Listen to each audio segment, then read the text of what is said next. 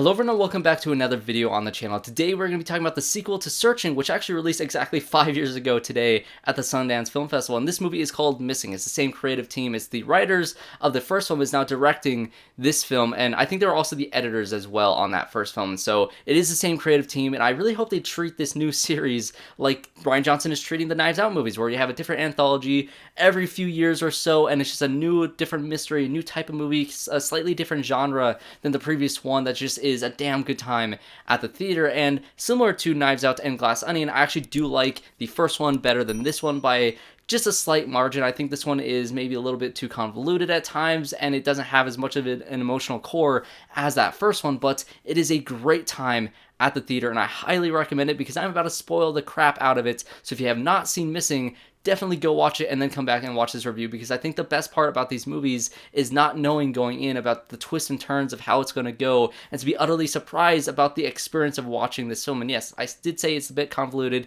There's so many twists and turns in this thing that it's sometimes hard to follow, but it's that experience of watching that and the surprise and the shock and the funny moments and the dramatic moments and the terrifying moments that make this movie so worth watching. So go watch Missing, then come back and watch this review, because I'm going to be talking about spoilers for both the first one and now this new one. So what is this movie about? Well, it's a little twist on the first one. It kind of has a similar setup where, you know, in the first one you have the mother, the father, and the daughter, and the mother actually dies of cancer, and then now there's this divide between the father and daughter that is kind of setting up the whole conflict of that first film, whereas this one, it's the father who dies of cancer, and so now it's the mother and the daughter, and there's a divide kind of split between them. The daughter is very depressed about this whole situation. It's on Father's Day, and so she posts a little Father's Day I miss you post by cropping out her mom, which is a pretty funny moment, and you can tell that she's trying to bury it all. She's trying to party, she's trying to drink, and just ignore the world at this moment in order to have some semblance of a life without having this whole thing just kind of hanging over her, even though it is hanging over her. That emotions are so important to her, but she's suppressing it all, just like the character did in the first one. But where this one kind of diverts, it's actually the mother who goes missing instead of the daughter. And so the movie decides to set up a lot of red herrings. At first, it is the main boyfriend character, who is played by Miles from Lost. That's what I know him from. I know a lot of people probably know him as the bad guy from Rush Hour, but I know him from Lost. I love that actor. He's pretty great in everything that he's in. And so he's on this vacation in Colombia. They're constantly sending pictures and messages from Colombia, and when she goes to the airport to pick them up a few days later, she's just kind of standing there and waiting and waiting and waiting, and they never get off their plane. And so it's already been a few days since the potential point where the mother has gone missing. So immediate stress, immediate trying to figure out what is going on. She contacts her, I guess, somewhat babysitter. It's the mom's friend, Heather, who's also trying to figure out what's going on, and she's also sort of a red herring in this movie. And so there's a lot of different twists and turns of what they're trying to say, who the potential suspects could be of why the mother has gone missing. And even the mother herself is also a suspect, because she could have made herself disappear, and it could all be a ploy for her to kind of escape her past. And so these are all the different threads that are set up in this movie, and you're trying to figure out exactly what the answer is. And yes, I'm going to keep calling him Miles. So Miles from Lost, you know, he is the main red herring in this movie, and he's actually one of the main perpetrators of this film, because you think that he's the one behind it the whole time. The daughter's trying to investigate, and you find out that he has a criminal past of being a con man, of conning all these women out of their money, taking them on vacations, just like he does to the mother in this movie. And so it all makes sense. It has to be this guy. But then the daughter finds, you know, his passwords, which, one little plot hole in this, I know there's some people who use the same passwords for everything, but if this guy has such a very, you know, deep and very, very messed up past of how he's conning these people and how he went to prison, he should be more paranoid than to have the same password for literally everything, except for the one private messaging app that he has later on in this film. But she's able to get into everything of his, yet the mom, she actually can't get into any of the mom's stuff. So you're kind of digging through his past first, and so you find out that he's a con man, but then you find out how they met on this dating app, and you see how sweet their relationship actually was, and how real it felt, and how much of a connection they had. They had a lot of things in common, and it just felt right. And now this red herring this entire time have been like, yes, it's not this guy. They're trying to make it too obvious he's actually a good guy, but then the twist happens yet again. He's actually a scumbag. He was at Colombia with this woman, and, you know, she found in the emails that she had, or he had this picture of this other woman on there, so maybe he was cheating or something like that. And this woman that's been on the pictures that has been sent this entire time from Colombia is actually this woman and not the mom at all. She never went to Colombia in the first place. And the way that she finds out that is through the live photo, which I saw that at the beginning of the movie and I was like, okay, I know this live photo is going to be something. They're going to play the live video and you're going to see something that's outside of this main picture, and it's going to be very interesting because the way this movie uses technology, similar to the first film, is always very intriguing and always very entertaining. And the craziest part about these films is how technology is constantly evolving. The tech in this movie is so vastly different from the one in the first one because 5 years have gone by. There's so many new features that you can use that they play with in this film versus the first film. And of course, you're following a younger character, so there's more stylistic flair. You get to see the camera move into the Maps app, and it zooms out to the car map, and it kind of, plays around with the smartwatch and all these different things. She's much more tech savvy than the dad in the first movie, so I feel like that style, I guess some people have pointed out that it feels a little less natural than the first movie, but you're kind of choosing a stylistic choice based on the character that you're following, and it adds more personality to her character because you're not seeing her necessarily on screen. You're seeing her computer movements. You're seeing how she's using that technology to kind of convey her character. So I thought that was actually pretty clever. And so when you have things like, liking messages on iMessage now, and you have FaceTime being a big thing, you have Siri playing a big role in this movie, and if I just triggered Siri, I'm very sorry. I'm sure mine's going off in the background somewhere. But there's a lot of different things like that, including live photos that play a key role in how technology is used to figure all this stuff out, which I love that sort of stuff. I'll also say that there's a character in Colombia named JAVI that was easily the best part in this movie. He also had his own little side storyline about how he has a divide between him and his son, and now he's finding solace in this girl and helping her try to find her mother. And so he has this kind of daughter character that he can kind of bounce off of, that he's really driven to help, even though, yes, he is being paid to look for all these things. At the same time, they form sort of a bond together, and I actually really liked his involvement. And when it comes to the whole true crime stuff, the dramatization that you figure out in World on Netflix at the end of the film, and you see that JAVI was cut out of it. Complete injustice, justice for JAVI in World in this Netflix documentary.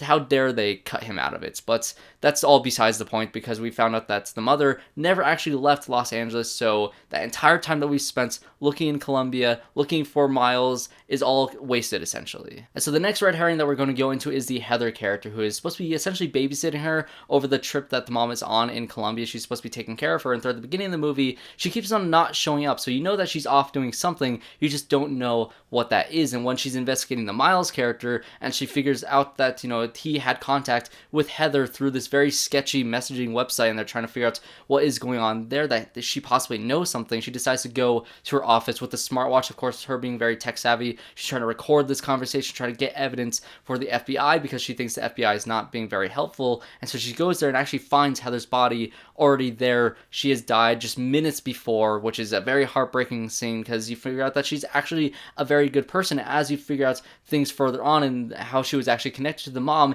it becomes even more heartbreaking. So now you have the two main red herrings in this movie being Miles, who's being shot by the police in Colombia, and now you have the Heather character who's found dead at the scene. This is all just terrible. There's no more threads essentially to follow, and it's just you can't really do anything. At this point, you get a reveal of, you see the main computer they've been looking at, that the main character's been using to try to figure out all these things. It zooms out of that computer to see another computer has been monitoring it the entire time. And at this point, I thought it was the mom. I definitely thought there's a lot more to her than meets the eye, like it did in the first one, with the daughter having a lot more to her than you originally think. And so I was definitely on the board of, like, there's something with her. And even the social media sites were all saying, like, oh, there's all these things. We don't trust the different mysteries we're trying to figure out on our own, which is one of the main themes of this movie, which is exploitation when it comes to these true crime sort of mystery situations. You can look at the Gabby Petito situation that happened just last year, and you can see all these people online getting so invested in these things, and how stressful that is to the actual victims of the situation, being Storm Reid's character, and how she's trying to deal with all these things. She will not believe that her mother has done anything wrong. She just cannot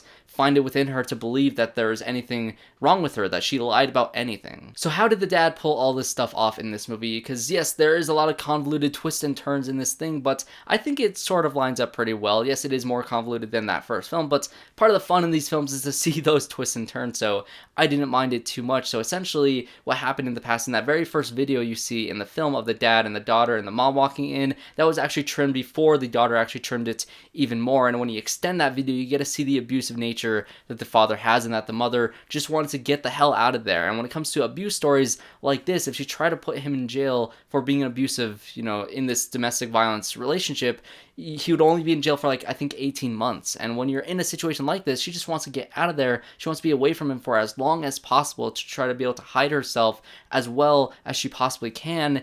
But 18 months is just not enough time to do that, because when you have a domestic abuse situation, when they get out of jail, they're going to have a lot of spite, they're going to have a lot of vengeance, they're going to want to try to do the things that the father does in this film, and 18 months is just a terrifying realization that if you're caught with a little bit of drugs, you can be in jail for a minimum of 10 years, 10 to 20 years in this film. And so it's a terrifying and just heartbreaking realization that this is what she has to do. She has to kind of frame him with these drugs, put him in jail, hide her identity, and go through all these desperate lengths to try to protect her daughter, even lying to her about her name, and just all these different things. And it's crushing to find out the lengths that she goes through, because our justice system does not treat, domestic abuse seriously in cases like this, which is just absolutely devastating. The officer that helped the mom escape in the first place, that was able to change her identity, was Heather. She was such a good person. She was very much taking care of her, and she was being blackmailed by Miles because of the situation that she knows what's going on. And so that is why she was killed. She was killed because Storm Reid was getting a little bit too close to figuring these things out, and so all this information needs to be shut out, and that is all being shut out by the dad. The dad is the one who has been monitoring the daughter this entire time. And that's another plot hole that I was trying to think of, who installed this software on her computer to be able to spy on her. I thought it was easily the mom, because she would have access to that computer. She would be there. But also, I guess Miles could also be there the entire time, and he could have installed that on the computer. It's not really revealed how that exactly was happening. It's not used in a way that's too integral into both his plan or anybody else's plan. So it's just kind of there as a cool little reveal of you're seeing that she's also being watched by somebody, but it never really comes into play in a really big way. And so when the father was in jail, he actually met the Miles character, and they hashed this whole plan to be able to get her, try to, woo her in a way on this dating app to try to get her off into a different country, which is the whole different plan thing. That's why the Miles guy knew so much about her, had so many connections, was so much of a match, because he already knew all the information from the real dad. And so that is how they got all of their, it's a little bit convoluted. They go to such extreme lengths instead of him just kind of showing up and kidnapping them. This is a bit extreme, but it's a movie. Why not go through these fun different twists and turns, and having a whole storyline with Columbia and Javi, which I loved Javi, so it's definitely worth it for that character. But it is a bit convoluted, and it kind of devolves by the end of the movie into just like a very intense situation where they're both locked into the house. The guy has a gun. They're trying to fight their way out of there because they don't have a phone, they don't have any technology, but she still has her smartwatch. And one of the most clever parts of this entire movie is the entire time you've seen the mom trying to use Siri, and it's very funny because she just does not know how to use it correctly, which if you have a mom, that happens all the time, which is, it's very accurate, it's very relatable in that way. But she has this computer, she knows that there's security cameras, and she knows that her computer at home is monitoring this exact camera system. So if she says, "Hey Siri," which again, sorry, I probably just triggered I just triggered my phone, then you are able to call the cops through the computer, through the cameras, through your smartwatch like that. And it was all very satisfying, and the dad was taken out. And so when you compare this movie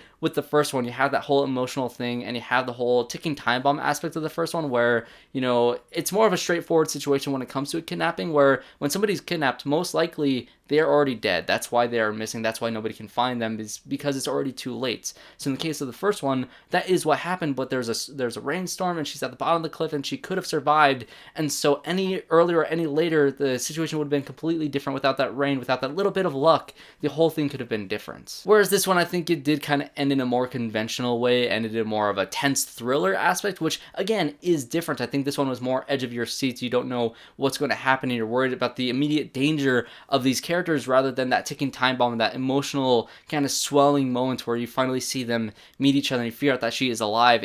I cried during the first one. At the beginning of the movie, throughout the movie, following Dad's character, and when there is that relief when you do find her, it's such an emotional journey, and the arcs that those characters go through as a family is very, very strong. Whereas this movie has more of a point to say about exploitation, has more to say about abuse, and it has that more intense thriller feel to it, which again is a more different stylistic choice that kind of separates itself enough from the first movie that does make it entertaining enough as it is on its own. So again, I do prefer that emotional side of the first one more than the intense thriller side of this one, but different movies, different flavors, you're going to get something different out of this, but it's still a very enjoyable experience. And when it comes to the screen life type movies, that's, Searching and Unfriended and now Missing, is these creators have kind of perfected this formula to a point to where, again, I want to see this creative team keep on making more of these. Now let's get into some Easter eggs that this movie has for the first one. So of course the first one starts with, you know, the daughter watching essentially a Netflix series that they made about the first mystery. So you get to see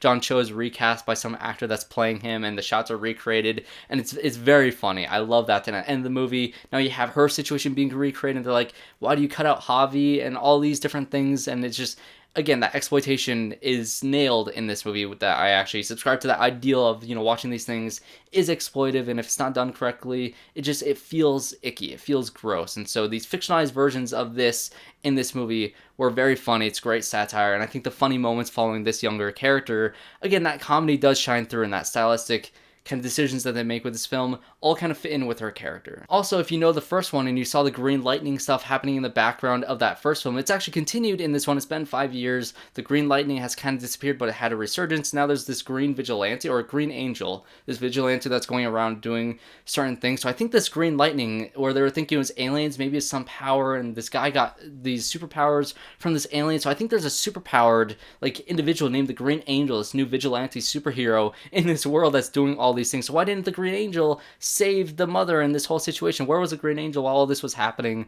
I think that's a cool little Easter egg. There's a few other ones that kind of tie into the first one, that kind of tie into this one, and just creating a cinematic universe essentially for these searching movies, which is very entertaining. I want to see so many more of these. I love the directors. I love how they edited this film, and the attention to detail on how the softwares work. And this, of course, there are some made up different technologies in this film, because you can't have everything be super real, because it is a movie and you need to be able to make up some things for this story, but it always feels gripping, it always feels real, and always just feels very exciting, especially when it comes to this film in particular. Over the first one being very emotionally driven, this one is just very exciting to watch. So I definitely recommend you guys watch it, or watch it again. I'm very excited to watch this one again as well. So thanks everybody for watching this video. If you enjoyed my whole explanation, just kind of going over the entire film, I'm sure I missed a couple little details here and there, but it was fun talking about the twists and turns of this film, because again, it's a very entertaining movie to kind of watch all of those things. And since the first one was released at Sundance exactly 5 years ago, it's Sundance right now. I'm gonna have a bunch of reviews for different Sundance movies, and maybe we'll get a searching type movie this year that is just gonna blow up and make a new franchise, or maybe a new Best Picture winner like Coda was just last year. So we'll see. Thanks everybody for watching the video. Subscribe to the channel if you want to see more reviews just like this one. I hope to see you all in my next one.